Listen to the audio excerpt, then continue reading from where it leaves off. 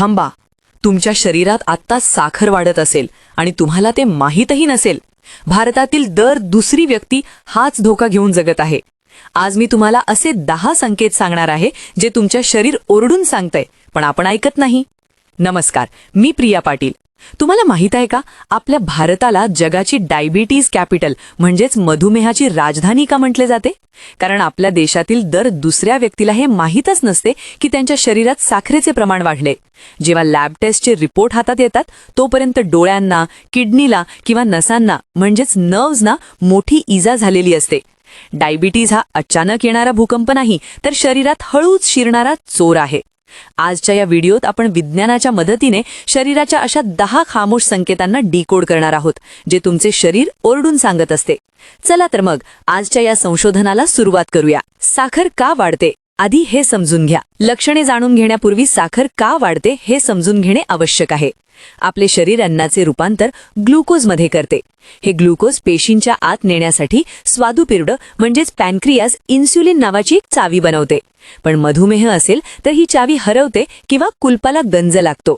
परिणामी ग्लुकोज रक्तातच साचू लागते आणि इथूनच सगळ्या त्रासाची सुरुवात होते. हे चित्र डोळ्यासमोर आले की वाटते किती सोप्या गोष्टीने आपण स्वतःला कळत नकळत नुकसान करत असतो. चला जाणून घेऊया मधुमेहाचे 10 मुख्य संकेत. 1. वारंवार लघवीला होणे, पॉलियुरिया.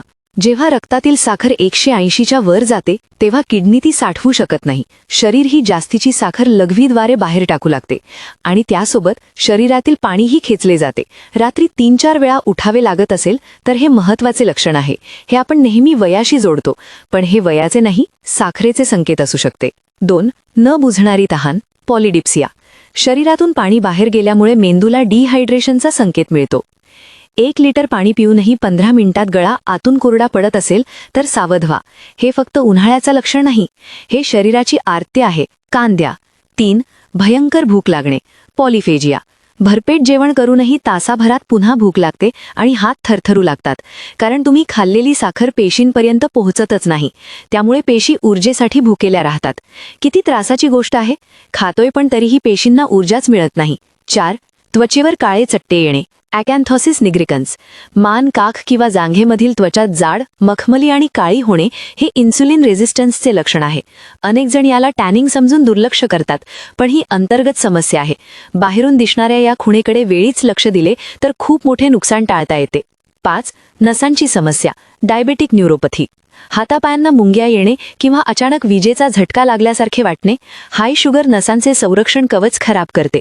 रात्री चादरीचा स्पर्शही टोचत असेल तर साखर नसांना डॅमेज करत आहे. हे ऐकताना मन गोठते.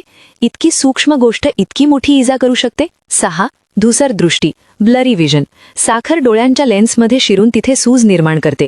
यामुळे लेन्सचा फोकस बदलतो आणि अचानक धूसर दिसू लागते.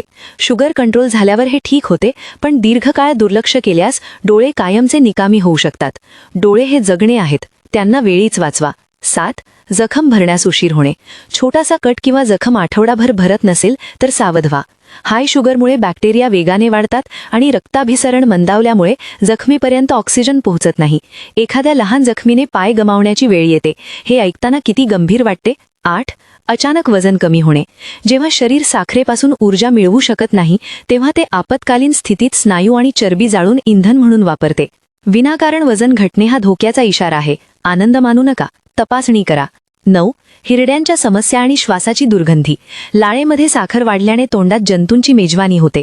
हिरड्यांमधून रक्त येणे किंवा श्वासाला सडलेल्या सफरचंदासारखा वास येणे हे डायबेटिक कीटोॲसिडोसिसचे संकेत असू शकतात. तोंडाची ही समस्या आतल्या मोठ्या आजाराचे दरवाजे उघडते. 10. मेंदूवरचा ताण, ब्रेन फॉग. साखरेची पातळी सतत कमी जास्त झाल्यामुळे मेंदूला ऊर्जेचा स्थिर पुरवठा मिळत नाही. यामुळे एकाग्रता कमी होते, गोष्टी विसरायला होतात आणि विनाकारण चिडचिड होते. किती जणांना आज हे जाणवत असेल की माझी स्मरणशक्ती कमी झाली का?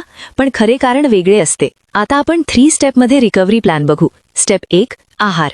ताटात 50% हिरव्या भाज्या म्हणजे पालक, मेथी, कारले यांचा वापर करा. साखर, मैदा आणि पांढरा भात बंद करून नाचणी किंवा ओट्स वापरा. सकाळी भिजवलेल्या मेथीचे पाणी प्या. हे एक छोटे पाऊल पण परिणाम मोठा. आहारात बदल करणे म्हणजे शरीराला नवीन जीवन देणे आणि हे तुमच्याच हातात आहे. स्टेप 2.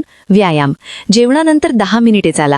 स्नायू जितके ऍक्टिव्ह राहतील तितकी जास्तीची साखर शरीर शोषून घेईल. 10 मिनिटे इतका छोटा वेळ आणि परिणाम किती मोठा. आजपासूनच सुरुवात करा. उद्या नाही, आत्ता. स्टेप 3. झोप आणि ताण. 7 ते 8 तासांची शांत झोप आवश्यक आहे. कमी झोपेमुळे शरीरात कॉर्टिसॉल वाढतो, जो थेट शुगर लेवल वाढवतो. झोप ही केवळ विश्रांती नाही, ती शरीराची दुरुस्ती आहे. झोपेला वेळ द्या, शरीर स्वतःला बरे करते. मित्रांनो, मधुमेह ही शिक्षा नाही, तर तुमच्या शरीराने दिलेला एक इशारा आहे की आता स्वतःकडे लक्ष द्या. जर तुम्हाला यापैकी 3-4 लक्षणे दिसत असतील तर उद्याच तुमची HbA1c टेस्ट नक्की करा. ही एक रक्त चाचणी आहे जी तुम्हाला खरे उत्तर देईल. वेळेवर केलेली चाचणी म्हणजे वेळेवर मिळालेली संधी, आणि ती संधी सोडू नका.